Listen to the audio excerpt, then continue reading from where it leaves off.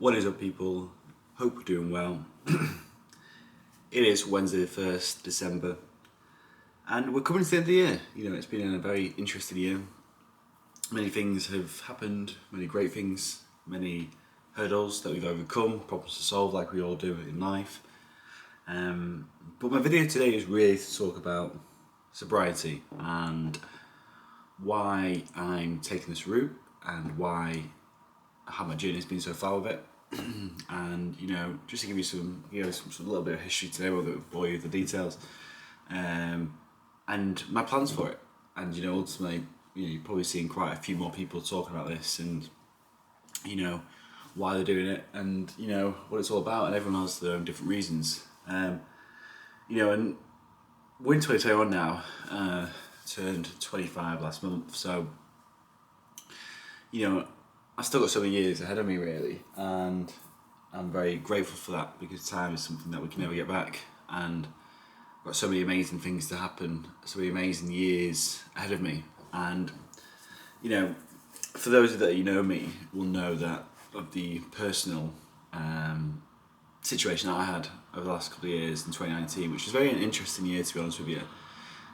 Lost my dad, got committed, fraud committed on myself. Lost my driving licence, pretty much lost everything, really.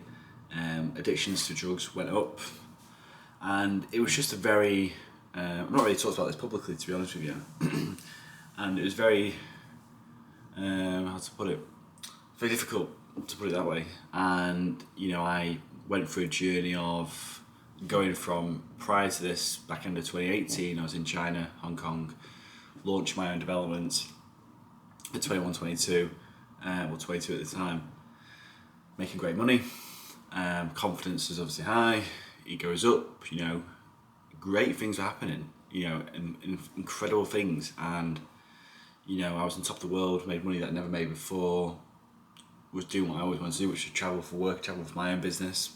I was in China there promoting my own projects in the centre of Manchester, enjoying every single moment, staying in Penthouse Suites. And all of a sudden, March 2019, it all changed, and it all changed quite quickly, to be honest with you. I found out my dad had terminal cancer, and I'm giving you some story to give you some guidance as to why I'm doing this. Dad found out terminal cancer, business partners at the time did things that they shouldn't have done, but again, that's in the past, and we move on from that. Had a 6-month legal battle with them, and then Dad unfortunately passed away, and that was 2019, and then COVID came in 2020, and found myself with a lot more time on my hands. Found myself with my addictions to substances that I shouldn't be using drastically increasing. And it was only really till the start of this year, really, where I got that under control. And for those who know me, knew the problem I was facing, but because I was still working, I was still going out, sort of hustling, grinding. I was still making moves, if that makes sense. But as this was happening, I was justifying the fact of what I was doing at the weekends, smoking weed, maybe, and other stuff. Still trying to crack on and fight the pain through the things that I was doing, and I was not in control of it. And I always say to people, it's quite funny, because I always used to say to other people, when I was even very bad, I would always say, you're in control of it, it's in control of you. I used to say that knowing that it was in control of me, massively. And I knew that was not a good situation to be in. I knew that, something that controls you day in, day out, and something that you use to fight pain, internal pain from the traumas that you've had. And people see trauma as a very similar experience. People experience things very differently. At the time, I didn't really know how much it affected me because of what I was doing. I was fighting the pain so much. And I stopped this at the start of the year, and I was, of course, very proud of myself for doing that. Save, a lot more money. Don't do things, and I'm in better shape than I've ever been. In a better routine. I probably eat more sugar because of that, because my fix has come with that. But what I did notice was I was never been a big drinker. I was never a big drinker. I was never a drinker where I was drinking every single week. And don't get me wrong, when I used to party quite early on, when I was 15 to probably 18, grew up to 19, and I used to party quite heavy, just like a lot of people do. and there's nothing wrong with that at all. And I've had some incredible memories, met some amazing people doing that. So I'll never sit there and say, oh, I should have done it sooner, because ultimately at the time I was feeling great. It's only really because of the traumas that I've had, losing everything, having something control me, that I've had to do this process. And what I did notice was that alcohol was creeping into my life more so, and the sense of that control gone again. When I was starting to rebuild the control from becoming sober and that, I noticed what that was doing to me. And I was looking forward to drinking, I was looking forward to getting drunk, and it was not a great thing to be in a place of. It was not nice knowing that you're so eager to get to this place where you're not almost conscious, you're not even aware of what's going on, and it was not very great that, I've got big aspirations, I've got big plans, and especially I went from a peak to, a low, extreme low. I knew, I had to cut out the sort of the stuff that I was doing day to day, and now I've also had to cut out the alcohol, because, I've never had a massive drinking problem, never see me at a pub on a Tuesday night. You never see me out every weekend. That's never been me. I do love a good party, and once or twice a year it's never a big problem to have these big parties where you'd go through the whole night.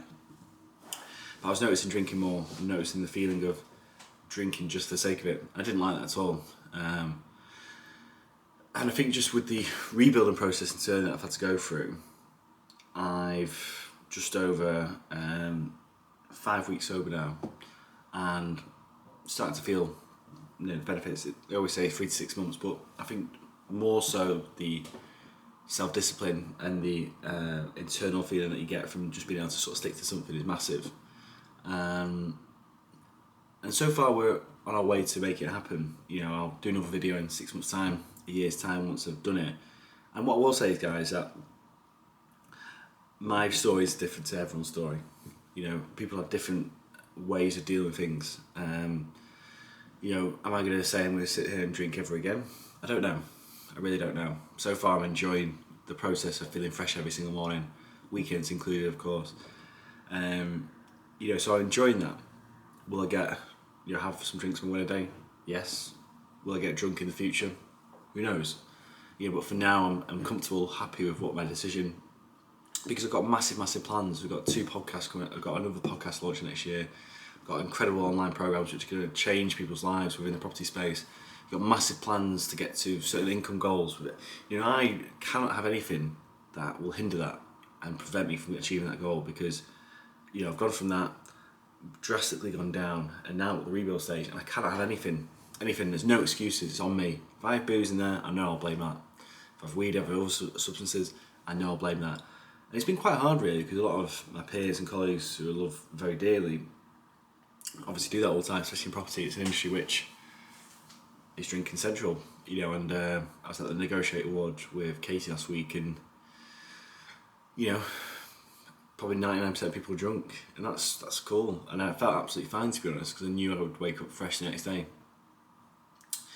So that's it, really, my journey. And I think it's important to have that self-control, self-discipline, progression. I'm in a rebuild stage, speaking with people all the time to get myself back to where I need to be, become that person again that I was, that confidence, leave the ego at the door.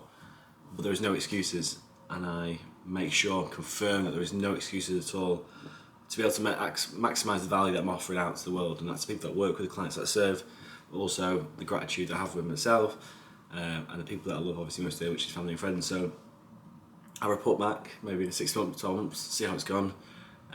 Enjoying the process. Got incredible things, as I mentioned, in business, but also got some amazing things, holidays to look forward to with family, as well as marathons, loads of events all around Europe, which I'm very excited for. And I know I've got to be 110% and no excuses. So that's my journey. Hope you enjoyed the video. Please reach out if you're struggling. I'm always happy to help, and let's make it happen. Let's go.